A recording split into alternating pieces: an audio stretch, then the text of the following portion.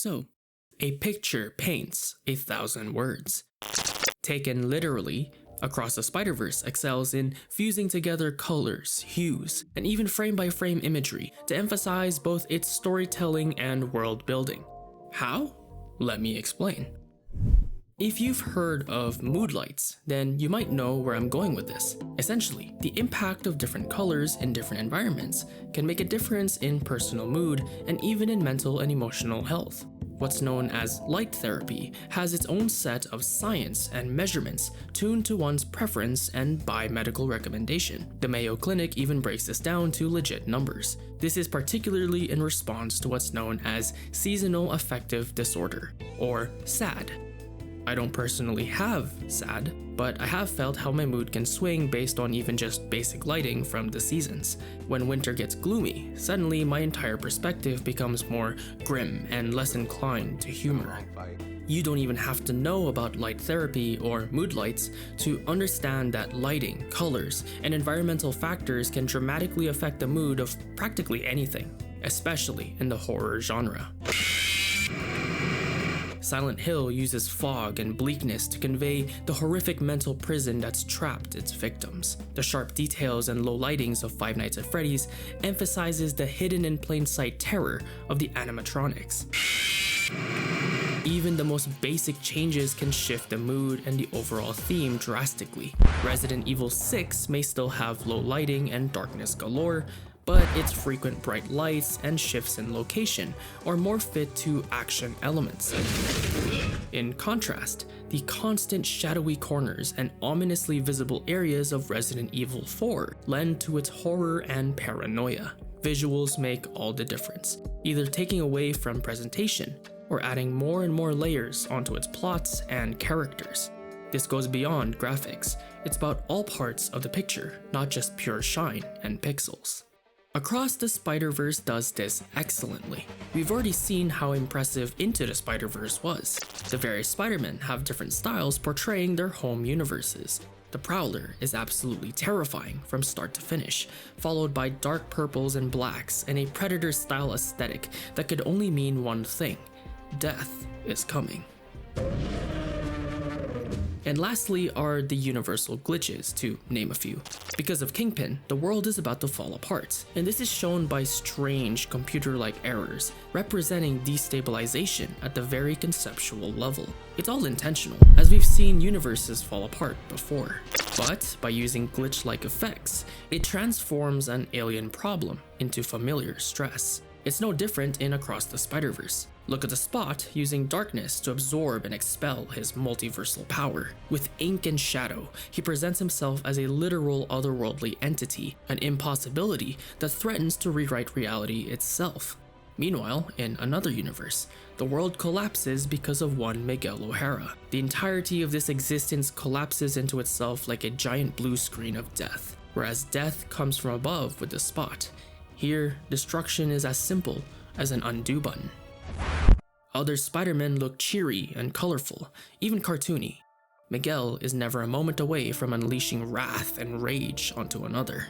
Many scenes complement the character of the moment. Pavi and his universe feel exotic, despite the Spider-Man and New York themes. Hobie is chaos incarnate, never a single frame still, constantly changing and in motion. And using classic newspaper aesthetic, he feels like a man out of time, a universal icon for anarchy, while still feeling like he's the outcast. He never makes it smooth, his presence alone a rip and tear to the scene itself. There's a certain charm to each Spider-Man that distinguishes them from each other, but it starts from the very moment that you lay your eyes on them. Spider-Bite is a digital Spider-Man. Spider-Rex is a dinosaur. Even the old classic Spider-Man retains his classical two-dimensional charm. In between all these Spider-Men, let's turn to specific scenes. And I'm looking at 3 scenes in particular. Gwen gets her backstory moment.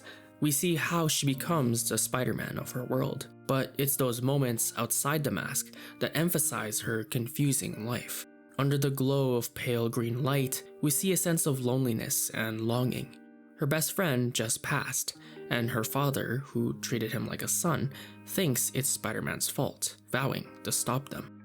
With a wash of white, Gwen's green aura remains, even as her world melts into view with a tangy mixture of oranges, reds, and purples, all warm colors. Even when she finally transmutes into these surrounding colors, the image of Spider-Man reflects back to a hesitant Gwen.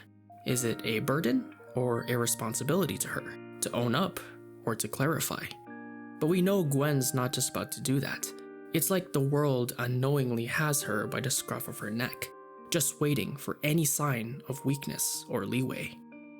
And inside her room, she returns back to the paleness of her own world. Greens, blues, and light pinks. She festers within this complicated mixture for a good moment, before eventually giving her father an unexpected embrace. And for that moment only, two different worlds mesh together, albeit only temporarily. It's a singular bridge, a frail connection defined by their family bond. One Gwen willingly comes back to. But when duty calls, both sides revert back to their respective worlds. With just visuals alone, maybe some basic lighting to set the mood, and if left to just a default color scheme based on clothing and complexion, it could have been less emotional for a scene. With paint in the back like melting wax, the scene becomes symbolic and the stakes increase, setting the stage for what proves to be a complicated character arc for Gwen Stacy. Then again, being Spider-Man never was simple to begin with. In Mumbattan, Spider-Man is not only a cool fellow with a slick, carefree attitude, he's also a genuinely good-hearted person. And this sprawling metropolis world is defined by sketch-like structures and a golden glow that permeates the sky. Almost an analogy to the happy-go-lucky naivete of a fresh Spider-Man like Pavi. But it's the spot that not only steals the show, but destroys the essence of the setting. Slowly and surely, his inky presence stains the open air of the world, and when he gets to the Alchemax Collider, everything appears to snap. Physically, psychologically, visually. Black, white, and flashing lights. Ink overtakes the vast color array that has since defined Spider-Verse shenanigans, showing the wriggling, squirming canvas of the Spot's ultimatum against Miles. Entire images are broken apart like Legos. No character or visual is truly complete, relegated to outlines like art sketches left behind in the recycle bin. It's so fast you will miss something. It's so indescribable, it's as if you were looking into the mind of madness itself. It transitions so smoothly, too, like butter, which is strange for a scene showing complete catastrophe. But it works, because now the Spot is out for blood.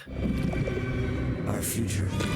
Even afterwards, now at his absolute peak, the goofy white and black that is the Spot has transformed into someone H.P. Lovecraft would have described as a cosmic force. With all manner of art styles and brushwork mashed together in tones of black, gray, and red, the Spot's ascension is hard to process, like Armageddon itself manifesting to remind everyone that the world will break eventually. But there is knowledge that everyone, even the audience, knows. We're all in danger, and there's almost nothing that can be done about it. It's such a sudden shift in tone that nothing could truly prepare anyone for the Spot to be taken seriously. It's kind of the point of his character arc. It might have been inevitable from the way the Spot carried himself and with how the story was giving him enough screen time to get to his peak. But by using ink and broken blueprints of images, the Spot becoming more than a villain of the week wasn't just the peak of a narrative conflict, but a slap across the face. A horrific treat for the eyes. It is unhinged, pure evil portrayed in such a breathtaking way. Right when things couldn't get any worse for Miles, we are treated to the most ominous setup for a cliffhanger. We should have known that something was wrong, because why is Brooklyn so dreadful? But it's something only those who could keep up were able to notice. For those who couldn't see the Easter eggs, we are treated to a dark makeover of Brooklyn, a setting cloaked in green, black, and other unsettling mixtures. There are so many questions. What happened to this Earth? Why did it happen? And most importantly, is it Miles' fault? If Miles was the Spider-Man of 1610, why was he transported to Earth 42? Is it because of the nature of the spider that bit him? Or is it because his spider powers were or are now meant to be transferred to the original Miles? The movie does an exceptional job at throwing off the audience, making them second guess and cutting off any attentiveness that might pay off. By shifting between 42 Brooklyn and 1610 Brooklyn, between Miles' pursuers and Miles in self-reflection, all the while keeping the color scheme similar, we are left to wonder how much time Miles has left because we think Miles is back home. With an aura more akin to a noir detective movie, and Sharp Red following everyone like a blood moon, the dread and thrills of 42 Brooklyn are manifest in Crimson Light. The shifty greens and displaced graphics of 42 are subtle, showing how this world is, in a way, out of touch, displaced, and incomplete.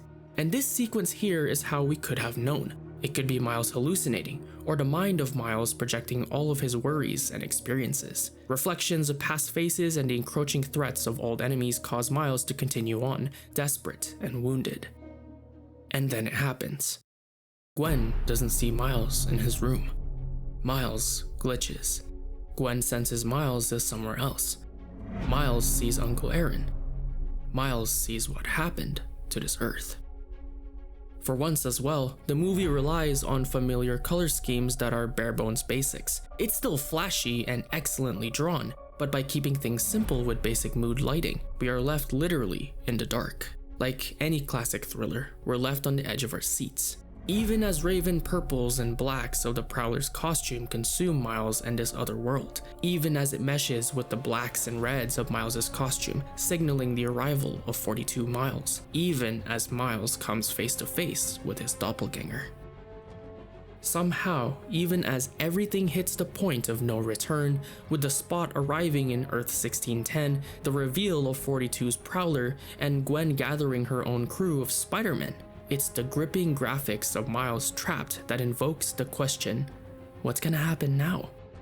And, at least for me, we start skimming through everything that just happened for any sense of a clue as to what the most likely outcome is. Forget how the scenes here might look predictable, their combined credence of visual ominousness is what transforms a weird scene into a memory, something unforgettable. As a bonus, I just want to talk about the Vulture of the Renaissance. I really liked how the Vulture's parchment style is portrayed as if his blueprint is constantly in play, with languages and text constantly waving out of him as if we're unlocking the secrets of his character. His stained paper graphic feels super out of place, but at the same time, it was super unique. That was only 3 scenes of hundreds, and that's saying a lot. These are the ones that stood out to me, but honestly, Across the Spider-Verse is a visual masterpiece.